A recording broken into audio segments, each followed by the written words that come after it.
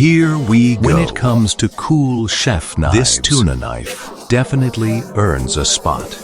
But unfortunately, most of these knives on the market are usually made from a single type of steel. Though they look as badass as a katana, they lack a bit of character on the inside. So, in this video, Chinese-American master bladesmith Jay is challenging himself to forge the most gorgeous, craziest, and ultimate Damascus tuna knife. First, the steel chosen here is the familiar 15N20 and 1084. After stacking and welding them like in the diagram, the first round of forge welding begins.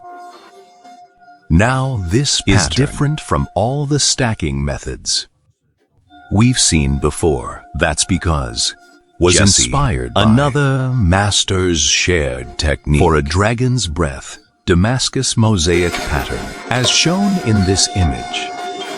The biggest feature of this pattern is that it flows like flames breathed by a flying dragon, burning all the way from the heel to the tip. Compared to standard Damascus patterns, this dragon's breath is perfect for long like blades, a tuna knife. Speaking of tuna knives, their main feature is their length, and the longest tuna can even reach nearly 2 meters long. The reason they are so long is because their target, the bluefin tuna, usually grows to about 1.5 to 2.5 meters combined with their massive weight. If you use a normal knife to cut bit by bit, it will inevitably ruin the meat's quality.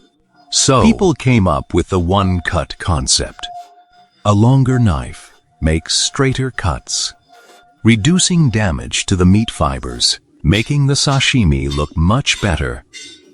Here, to better suit practical needs, after discussing with the client, Jess decided to keep the blade around 14 centimeters. Now, we can see has finished the first round of forge welding and stretching the steel billet. Finally, he cuts the billet, stacks them again, and forges them to get more layers. Also, to ensure the next step of shaping the C pattern turns out great, the billet can't be made as flat as the previous step, so he uses stop blocks here to control the thickness to around 3.8 centimeters. Next, cutting the billet into 4. You can see the dense straight lines here. Finally, continue stacking and forging. For this forging process, a diamond-shaped die is needed, using the die's special shape to curve the billet's straight lines inward, turning them into the C patterns we need. Now, in this dragon's breath Damascus, those so-called flame patterns are actually built by these individual C patterns stacked together. Once the C patterns are formed, to achieve the flowing effect, the billet must be fully stretched and thinned, getting it ready for the next stacking.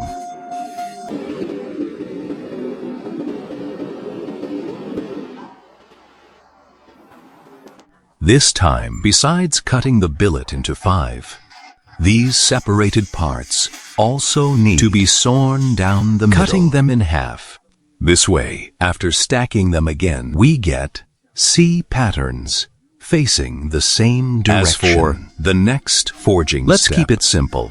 Jesse needs to forge the billet into a perfect square, then angle it 45 degrees and forge it into a square. By doing this, as the rendering shows, we can see the once orderly and neatly arranged thin lines will be squeezed from different angles, making them look incredibly vivid.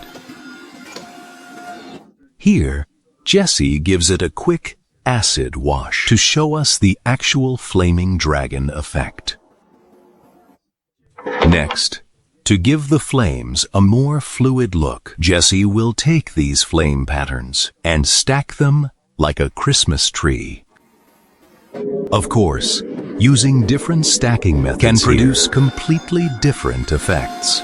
Like another master, Kyle Royer, he likes to stack the pattern into a four-way expanding starburst design. Now, the reason he's using an angle grinder is because the filler used for welding is mild steel. So, to avoid ruining the overall pattern, he needs to grind off all this mild steel completely. And after this round of forging, the Damascus dragon's breath pattern we need is basically formed.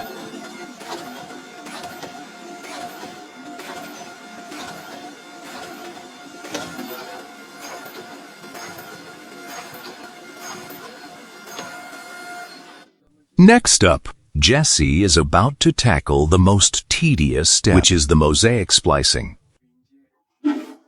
Of course, if you skip the splicing, you could just make the knife straight from the billet, but then the blade would only have a few spots of giant flame patterns. It looks fine up close, but from a distance, the effect wouldn't be quite as impressive. So, to cover the entire knife from heel to tip with continuous flowing flames, this kind of mosaic splicing is required. As for why this splicing is so tricky, it lies in figuring out how to make sure diagonally cut piece of the billet has its patterns line up flawlessly. Also, why does the knife have patterns after splicing? Regarding this, it's actually by changing the billet's direction to reveal the inner patterns and bring them to the surface. Getting back to the video, during this post-splicing forge welding process, to minimize oxidation and ensure a smooth weld, Jesse also sets up the billet with two steel clamping plates to act as a temporary support and fixture.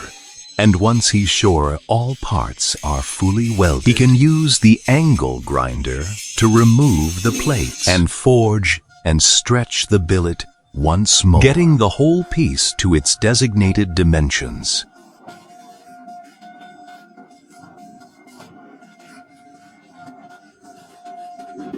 Now, with the right dimensions, Jesse switches to a manual approach to hammer out the rough shape of the blade tip. As a tuna chef knife, its style is relatively minimalist, a flat blade profile with a single bevel and no handguard design. All of this saves quite a bit of time when shaping the knife. And once the tip is done, the next step is to shape the tang at the heel, which is used to connect with the handle. Traditional tuna knives are usually paired with this standard octagonal wooden handle. At most, for aesthetics, they use different colored to add a bit of contrast. But here, Jesse is doing something different. He'll add two pieces of Damascus steel with different patterns at the heel, replacing the contrasting colored section found on most handles. This way, not only will the knife's premium feel get a massive upgrade, but more importantly, these two extra steel pieces can also significantly improve the blade's front-to-back balance. Now, after welding the handle steel, he can continue refining the knife's profile. Besides this slender, hidden tang, shaping the blade is also crucial. After all, as a pretty long chef knife, to ensure the weight distribution doesn't make the user too tired during use. Tuna knives share a common feature.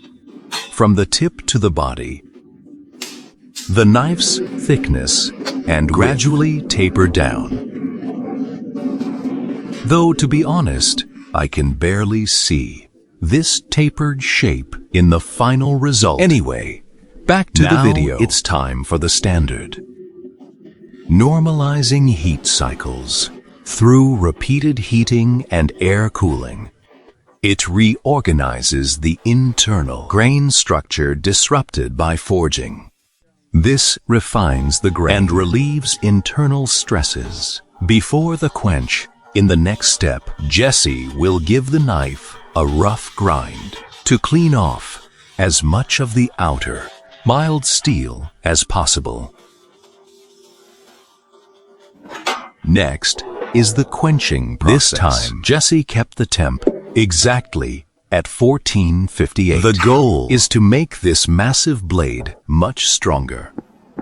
The biggest risk with quenching is a certain degree of blade warping. So Jesse is praying to all the gods here that no major issues pop up.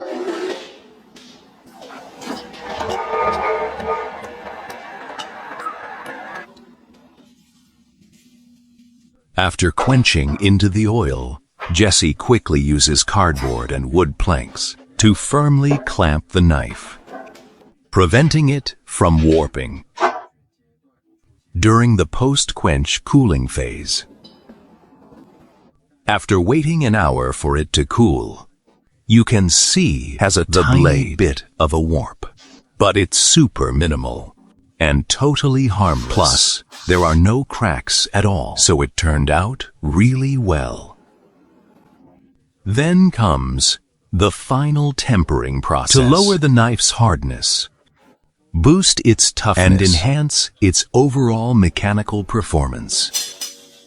Once the heat treatment is done, the next step is to use this grinding method to dial in the exact geometric dimensions of this chef knife.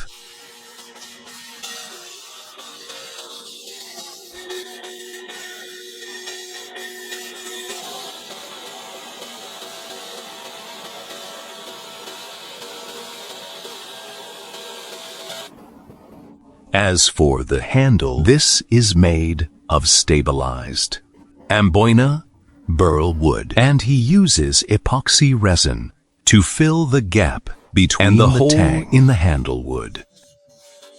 Also, sharp-eyed viewers might notice that in this handle between section, the wood and the Damascus steel above, there are two differently colored metal spacers. As for the handle design, it also follows the traditional octagonal shape. Next, to ensure a great result, after the acid, Jesse needs to give the blade a meticulous sanding. This, of course, includes the handle section too. Once sanding is done, he'll use electrochemical etching to engrave his personal logo onto the blade. This means using electric current the steel's surface, permanently imprinting his onto logo. The blade.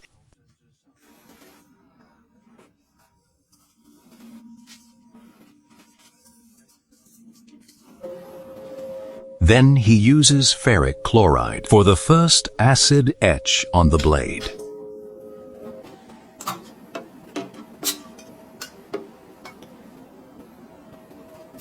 After this first wash is done, he needs to sand the surface smooth again to prep it for the second acid wash.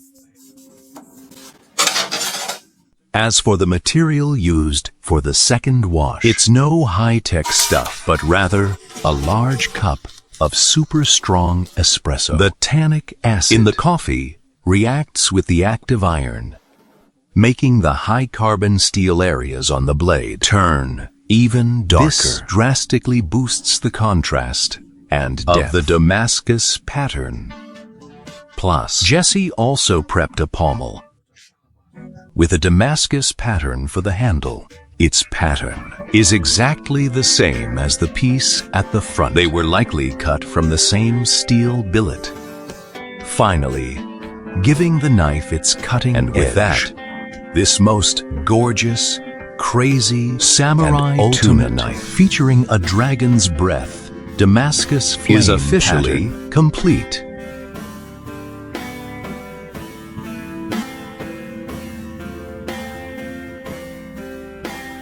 Oh, I forgot to mention, this chef knife sold for $10,000 US, which is nearly 70,000 RMB. Do you guys think it's worth it?